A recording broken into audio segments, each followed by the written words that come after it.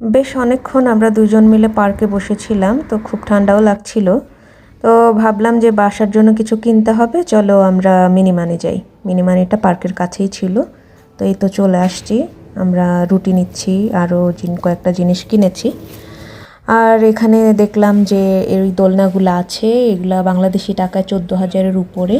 বাংলাদেশে এগুলার দাম কীরকম জানায়েন একটু আপনারা। এরপর আমি এখানে মিনিমানিতে আসলেই এই সেকশনটাতে আসি, যেখানে আর্টিফিশিয়াল ট্রি আছে এবং জীবন্ত গাছও আছে।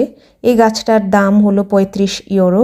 35 ইউরো হলো বাংলাদেশি টাকায় 5,000 টাকার উপরে হবে।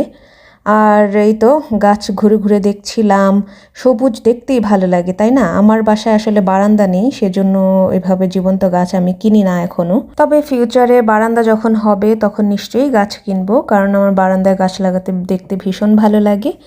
আর এখানে দেখলাম অনেকগুলা ভাস আছে, এগুলো 20% ছাড়ে বিক্রি করছিল। এখানে বড় বড় ভাসও ছিল। এই দেখে দেখে আমরা বের হয়ে গেলাম মিনিমানি থেকে, বাসায় চলে আসলাম।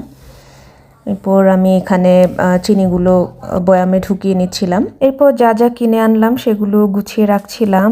আর এখানে পপকর্ন নিয়েছিলাম। পপকর্নটা নিয়েছি মূলত মুভি দেখার সময় কিছু খেতে ইচ্ছা হয়, এই জন্য পপকর্নটা নেওয়া। তো এই তো আজকের মতো এই পর্যন্তই, সবাই ভালো থাকবেন।